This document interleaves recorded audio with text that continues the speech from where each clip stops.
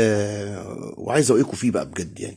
الفيلم هنا بطولة نجلاء فتحي ومديحة كامل، وزيزي مصطفى رقاصة. لا، ام مين؟ ام منة شلبي. في الفيلم هنا دول كلهم طالعين بدور ساقطات يعني ايه، بيسهروا مع الرجاله ويعملوا كل حاجه بيعملوها في حياتهم. لكن انا مش عارف ايه، مين المؤلف، ولا محمد مصطفى السامي السيناريو ولا المخرج بقى، ازاي قبلوا يعملوا فيلم زي ده؟ ان خلاص يعني كل واحد يغفر للساقطه.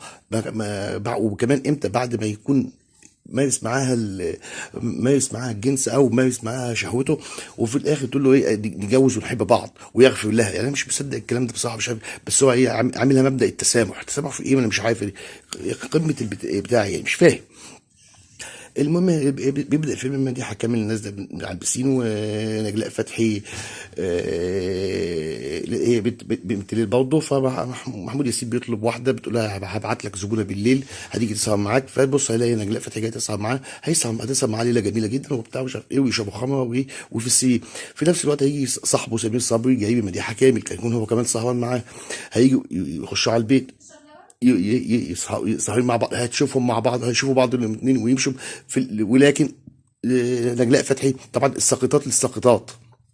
ها، الساقطه دي الاولانيه اللي هي مديحه هتصاحب الايه نجلاء، ويروحوا الايه الثالثه بتاعتهم اللي هي زيزي مصطفى.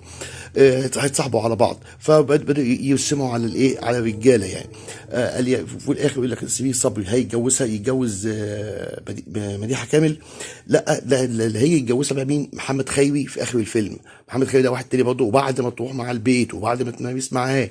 انا مش فاهم ازاي يا جدعان انتوا بتتكلموا ازاي؟ بعد ما كل ده يحصل كمان يتجوزها؟ مش فاهم انا ازاي. المهم هو هيجي ايه، محمود ياسين هيجي له جواب نقل على بلد اسمها طوطوس. والبلد دي بقى ما فيهاش اي حاجه، في اي حاجه خالص، ما فيهاش يعني وسائل ترفيه خالص. فهيتفق معاه، يقول لها تعالي معايا نطلع على البلد وايه، ونقول انك اختي.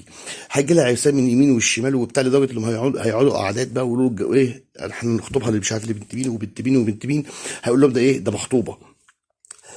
وهي هتبقى قاعده معاه في البيت. طبعا قمه بقى المهازل بقى نجلاء فتحي مش عارف اللي كانت بتدعو الى البنات يعني الانضباط في السلوك ومش عارف إيه. لا، هتشوفوها بقى فعلا على حقيقتها في افلامها ديت. شبه عاريه يعني، شبه عاريه في افلام كتير جدا. ده مش ده بس، ده في افلام كتير جدا يعني. النجوم دي بتنسى نفسها يعني، زي رمزي، زي وفي الاخر بيقول لك ايه، الحاجه فلانه والحاج فلان والحاج فلان. تبنى وخلاص يعني. ان الله يغفر الذنوب جميعا.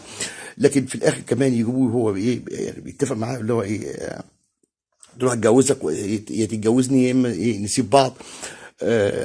وبعد ما يقعد يدور عليها ويلف عليها وبتاع وكلام من ده.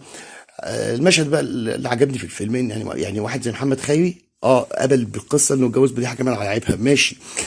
وجاي يقول بقى لا، ده بعد الحب ده كله بقى محمود ياسين مش هيرضى، وهيركب الايه القطر ويمشي، وهي في مفترق الطرق، وتسيبه ايه في مشهد بقى ايه، يعني القطر طالع شمال وهي ايه طالعه من باب القطر يمين. يعني مفترق الطرق مع بعض يعني. آه القصه دي قصه مش عارف يعني. وبعدين كمان يجي لهم ايه، مش ساقطين اللي هم بتوع الشوارع، لا. يعني واحده زي مديحه كامل دي ساقطه، وابوها غني جدا وعنده وعامل صاله اماره.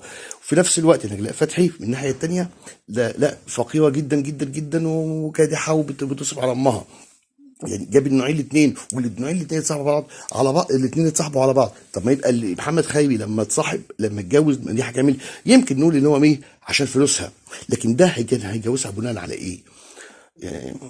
وحتى لو جوزك فلوس ايه يعني تتنازل عن كرامتك وشرفك والكلام ده مقابل المال ده؟ انت يعني قايم بدور نطع، مش هقول يعني دور نطع، واخد بالك في